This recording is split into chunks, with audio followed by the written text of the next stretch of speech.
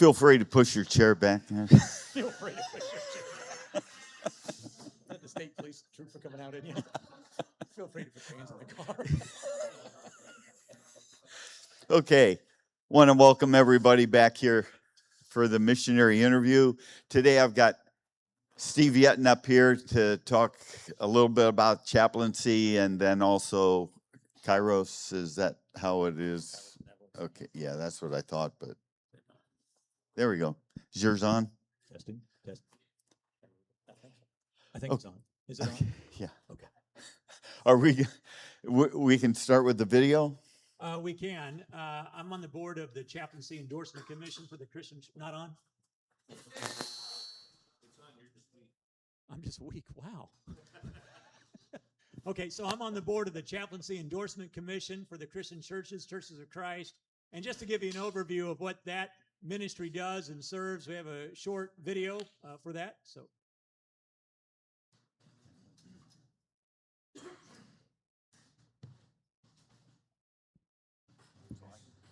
Christian churches and churches of Christ. Hi, I'm Calvin Alexander, the Executive Director for the Chaplaincy Endorsement Commission of the Christian Churches and Churches of Christ. What that means is that I represent the Commission in endorsing our ministers for service as chaplains in the military, hospitals, hospice, prisons, the VA, police departments, fire departments, and the Civil Air Patrol.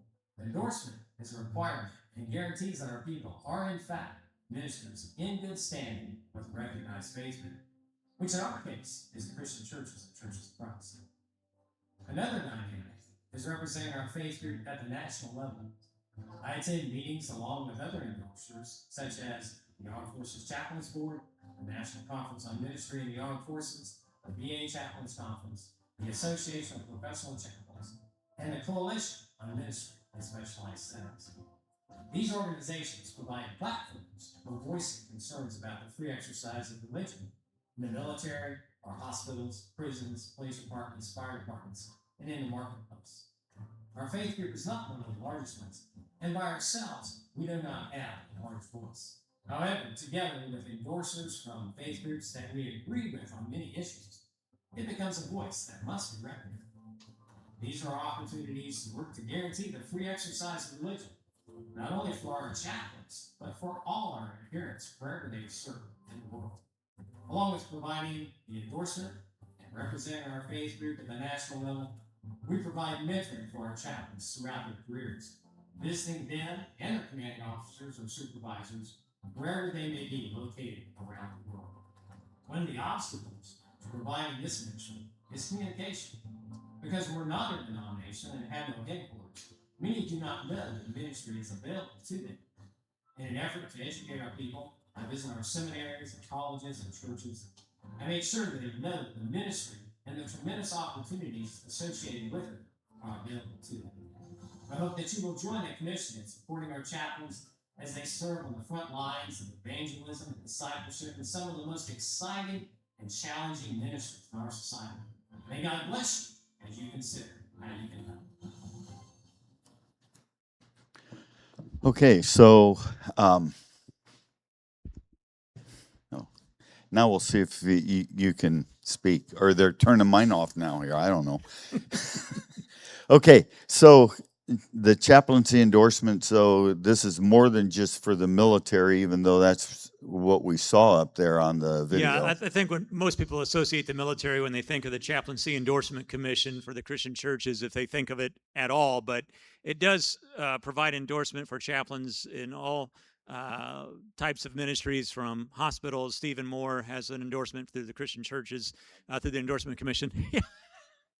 I wasn't a part of the board then when that happened, but also with prison chaplains and as they said, fire departments and police departments. But chaplains in the military have to have that endorsement to be a chaplain in the military.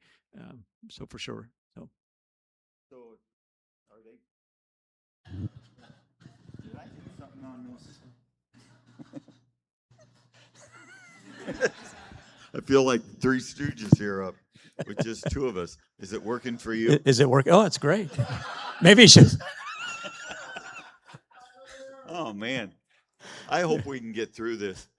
Okay, so for the different branches of the military, they each have their own chaplains. Yeah, They every look every at branch of the military has its chaplain. Although the Navy chaplains service the Marine Corps as well, so those are considered, if they're assigned to a Marine Corps unit. But I guess they are,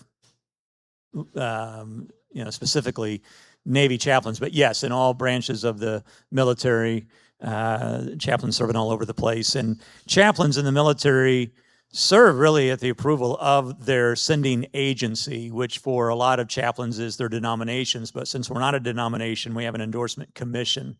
And so if one of our chaplains in the military, really starts to teach things that are in conflict with our faith group, that endorsement can be pulled, all right? And they would not be able to serve anymore. So really, the chaplains in the military, at least, kind of first answer to the endorsement commission, and then the military. But the support of the endorsement commission ensures that they are able to practice their faith in a way that's consistent with their faith, with the sending agency, and all of that. And sometimes some units forget that. And in fact, this goes back 26 years ago, but when I was going through commissioned officer training to be a chaplain in the Air Force Reserve, commissioned officers, those who enter the military as a commissioned officer, that's your medical personnel, doctors and nurses, lawyers and chaplains. And so we all go through a basic officer course together. Well, I was the only chaplain in that cohort.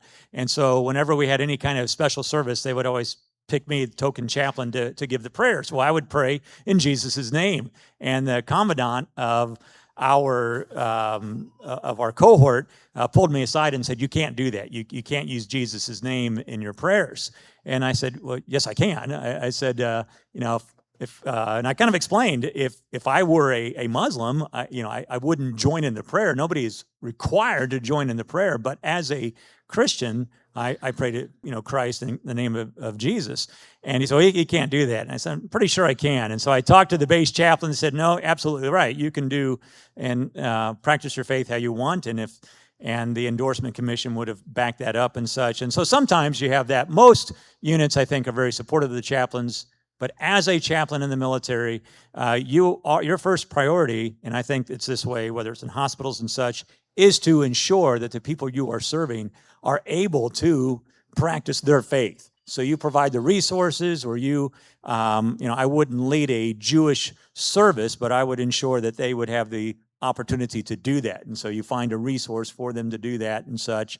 And I'm guessing the same way in hospitals, is that you ensure that, okay, this patient requires this kind of ministry. You ensure that ministry is provided. Now, obviously, you hope for open doors to share the gospel. And so one of our chaplains right now in the Navy, who is assigned to a basic training kind of unit, we're getting pictures, the endorsement commission, pretty much every week of dozens of baptisms every week of Marine recruits who are coming to Christ, okay? They're not being forced to do that, compelled to do that, but you do get to go to church or practice your faith. And so chaplains ensure that the military personnel, all of them, have the opportunity to practice their faith. And that's a big deal, because as we've become more secular and such, there have been some efforts to push chaplains out of the military. We don't need that. People can practice their faith. Well, not necessarily. Chaplains ensure that everybody has the opportunity to practice their faith.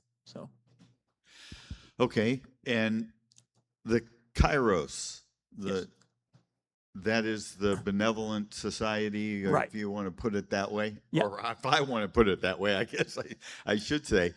And what does the Kairos do? So Kairos Benevolence Fund is basically a safety net for people serving in the restoration movement, ministers and missionaries. Again, we're not a denomination, and so there aren't some of those resources. And a lot of our folks who've served in mission fields or in ministries, or especially who've served with smaller churches and things, have not been able to build up retirements or reserve funds or that kind of thing. And sometimes even if they have, a medical emergency can wipe all of that out in no time, and there's not a lot of places to turn for help. And so the Kairos Benevolence Foundation began, I think, in 2012. It kind of spun out of CDF as under their umbrella, but now it's its own entity. But ministers and missionaries who are in financial need, maybe because of death of a spouse or an injury or illness or some other catastrophe, can apply for a grant through Kairos. And then if that's, and that goes through a vetting process, and once approved, then that need is made known to donors and such, and then people give and help meet that need. So, Well, if it's an emergency that needs to be handled immediately, is there a way to expedite it? Yeah, that's sometimes can be a challenge, and so sometimes it's things got to be paid out of pocket or put on whatever, and then the money comes in a little later once it's gone through the vetting process and all that. But Chris and Disha Irwin were one of the grant recipients last year, and so do you mind if Chris just shares a little bit about their experience? No, that'd be fine. Okay, Chris, you want to go?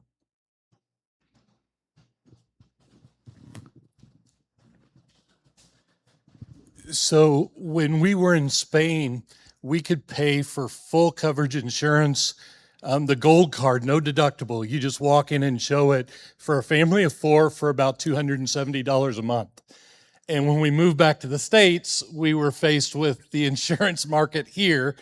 And we were in one plan, and then we stopped it, and we're investigating others when we knew that my wife needed surgery. And we had enough money stashed away for that. What we didn't expect was complications from surgery. And suddenly she was hospitalized for a week, and it was very serious. And we simply were in that window with no insurance. It's outside of our budget, had no clue what to do. And we can't figure out now how Kairos even came up. My wife says she just woke up one night and Kairos was in her head. I'm like, what is Kairos? And so we just reached out and said, here's the situation. We have these expenses that have just added up, and we're not sure how we're going to do this. And they just walked through and said, keep all your receipts and just send them to us. And that's what she did. And 3 or 4 months later, they got in touch with us. It had gone out. And I think when they published it through their network, I think within 3 weeks, it was completely funded. And here's what's really cool is 8 months after, I was on a preaching tour through the Midwest, Texas and Oklahoma, and I'm in these smaller churches, and I had so many people come up to me and say, how is Nisha doing? And I'm like, wait, what? And they're all bought in with Kairos, and they'd been praying for her. It happened again. I felt famous, like somebody knows who I am. But it's really because of Kairos, and it would have created such a hole for us. And so we're just thankful for that. Thanks, Chris. So it isn't something is Kairos constantly raising funds, or is it only when there's specific needs? Yeah, there's a couple ways to support Kairos. One is the specific needs, and those will be promoted through their website, through the network. Other people who are familiar with Kairos, if you've been, if you've supported before, then you'll probably hear about other opportunities. Whenever, as Chris and Nisha, when their need came up, we do try to reach out to people through their network, because those might be people who've never heard of Kairos before, but when they see this need, they know the person who's receiving the grant, they're going to be inclined to give, and they will add to the donor base. But there's also certainly, and all the money that goes into a need will go to that need, but there's also a general budget that will help with the administrating of the ministry itself. But I became familiar with Kairos because a couple of years ago, a friend of ours in ministry died relatively suddenly. And when I reached out to his spouse a few weeks later to see how she was doing, I just got the impression that things were really tight, and that she may not know how much resources they had. I called another friend of mine involved with the Christian Church pension plan to see if maybe they had some anything invested there. Did not. And I said, well, is there any ministry that could help? And he mentioned Kairos. I'd never heard of it before. And so I shared that information with her. At the same time, somebody else in her life did too. And she applied for a grant, and that grant helped her pay off the mortgage on their home, and so she could stay at home and all that. And it was a big, huge blessing. But like I said, these needs do go through a vetting process, and it's not so much trying to keep people from getting money, but you want to make sure that everything is above board and other resources have been tapped into as well. But I just went to our first board meeting in Arizona in January and was just so encouraged by the spirit of the president, the one who founded the company or the ministry, David Pace. They really want to give money away, very eager to give money away and help those who are in legitimate need. So it's a phenomenal ministry, very excited about what they're doing. So has there ever been a time when the need is there, but you can't get the funds? Well, thankfully, from what I've experienced, no, that hasn't been the case. And so they'll try to do sometimes matching kinds of things as well. But some of these grants have been pretty sizable, $15,000, $20,000, $25,000 grants to help people out. And so far, I don't personally know that's been the case where the money wasn't raised. So but when you know these individuals and you look at some of the folks who've, again, been in mission fields or in ministries, the latest grant that's being promoted right now is of a minister who has served in multiple smaller church ministries, doing a lot of work to bring some healing to some hurting ministries, but the ministries were such a size that they really weren't able to provide a lot, parsonages and that sort of thing. So he's in his early 70s and doesn't have a lot in reserve, which isn't that uncommon. And so, but recently had surgery and having needs some help there with some medical assistance, I believe is what the need is. So does that answer your question? Yeah, I think so. Yeah. If not, then I forgot what it was. So, but now I forgot what the next question was that came to my mind. So let's go to the audience if there's any questions, and maybe it'll pop back in.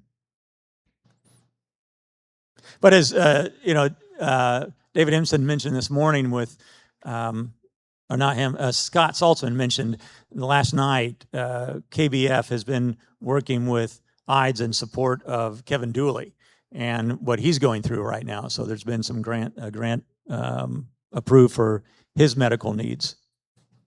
Yeah. What Kairos means, isn't that, boy, what is it all about? Kairos Benevolence Fund. So the word Kairos, it's not hard. What is that? Time? Yeah. Right. Why don't you answer your own question?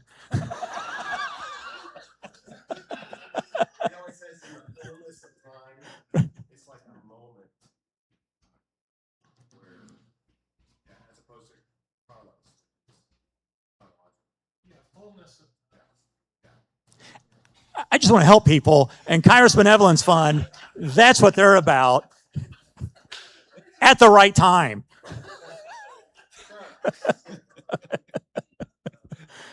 Okay. Is there any other question? That I can answer. Well, that you don't already have an answer to. Okay. That you can answer, probably not. Okay. So if there is a need and funds come into that, but the funds are more than what the need is, if go to the individual. If the funds are more than what was asked for or approved and such, that extra will go to help with the administration of the ministry and maybe help other grants as well.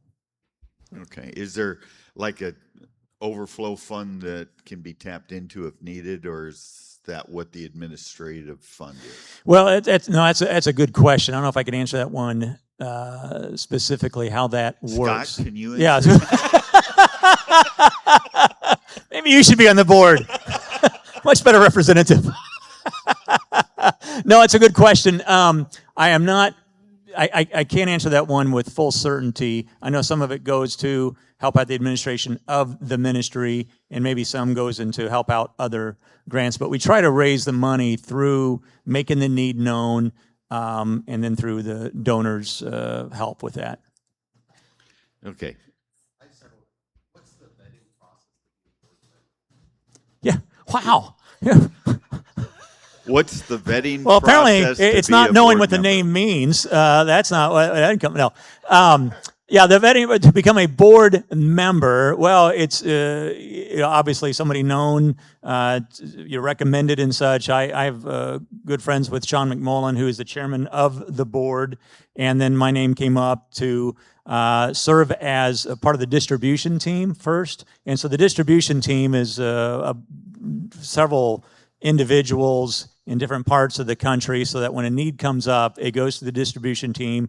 First of all, does anybody know this person in need? And if you do you know of some outlets where this need can be made known?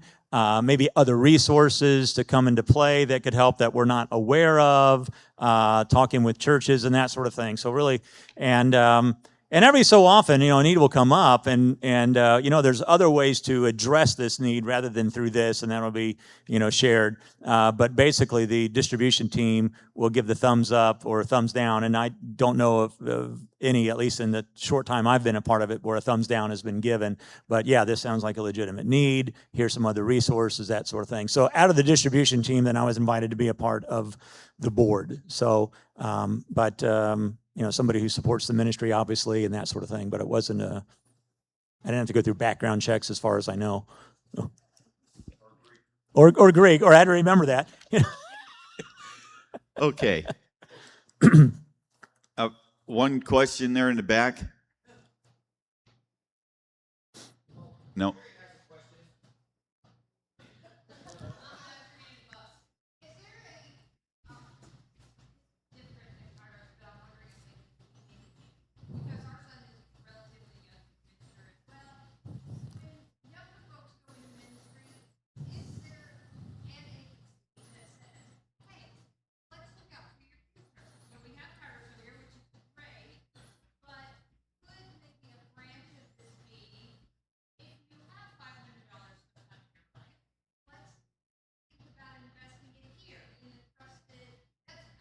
That's a great question, Sherry. So what about people younger in ministry to ensure that, maybe some of this can be prevented later on in life? Now, some of these things can't, because they're just the nature of emergencies, crises. It doesn't take much to wipe out a pretty sizable retirement income or whatever. But there are some of those things that do that. The Christian Church Pension Plan is one such ministry that you can invest in, or churches can invest in on behalf of their preacher or paid staff, and that builds up over time. So that's a great retirement plan, okay?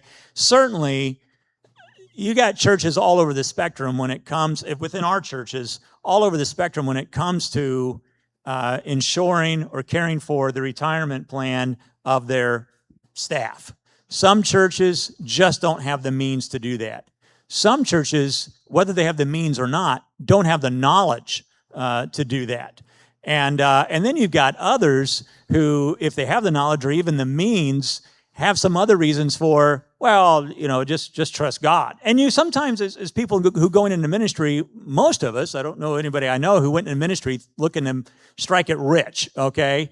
And sometimes can be fairly naive about the way money works. God will provide, God will take care of it. Almost to I think, an unbiblical extreme where, I don't have to practice any responsibility or save or do whatever, and that can be an issue.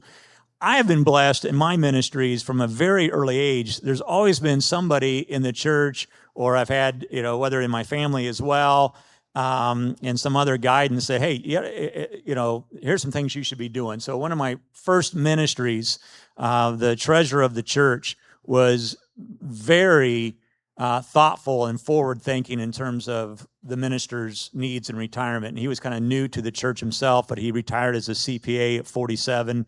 he took on ministers' taxes as a personal hobby and became very interested. So he made sure that I was invested in Christian church pension plan. I hadn't thought about any of that stuff.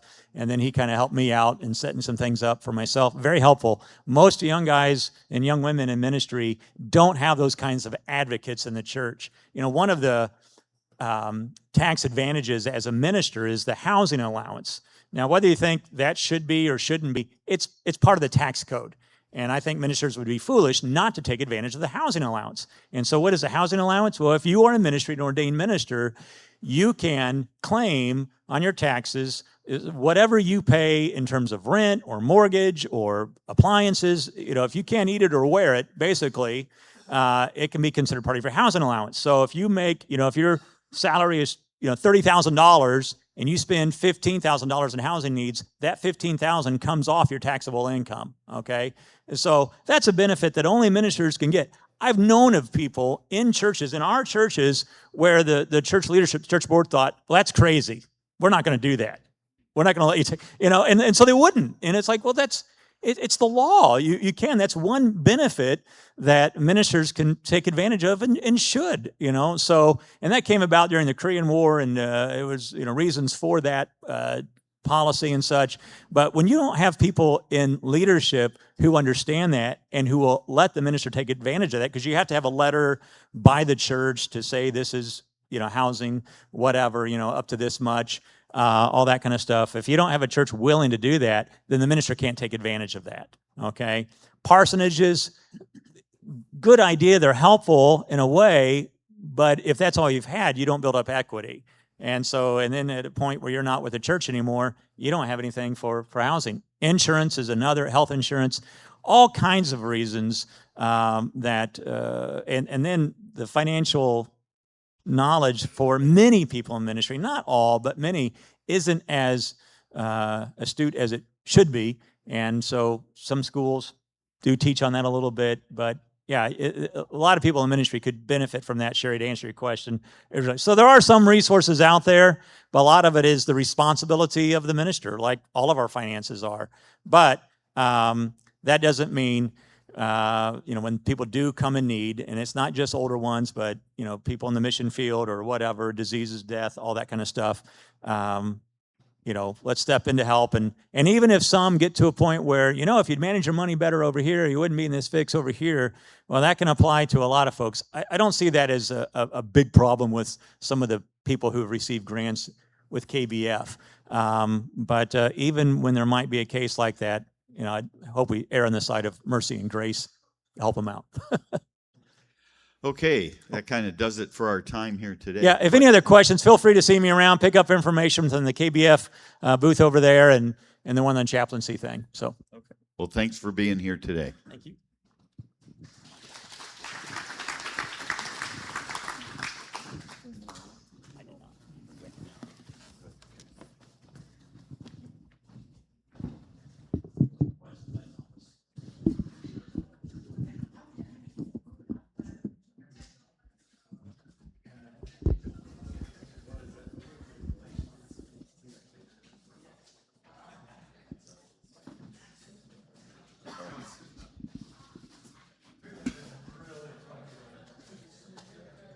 I put that Except on, for- it wanted to fall. Okay. I was like, which one? I think that might be. Is this the one that Autumn gave Steve and then you guys switched? Well, they don't last. Okay.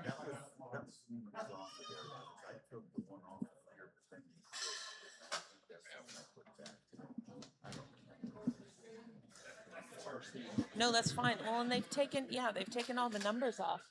And I'm like, I don't know which one is which. What number is that one? They don't have numbers on them. The stickers are all off now. Yeah.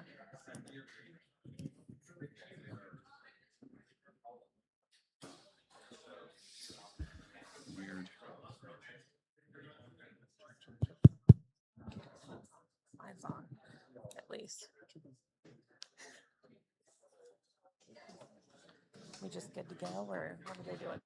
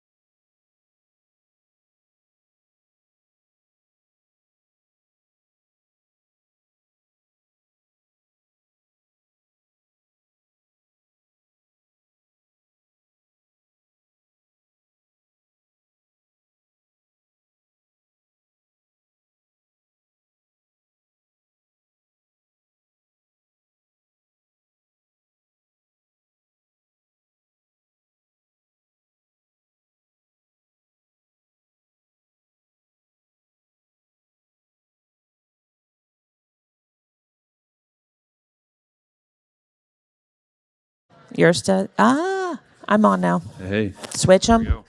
We're on. Check. I gotta switch. All right, switch. All The right. hell? Good morning. If you will stand with us, we're going to sing a few worship songs.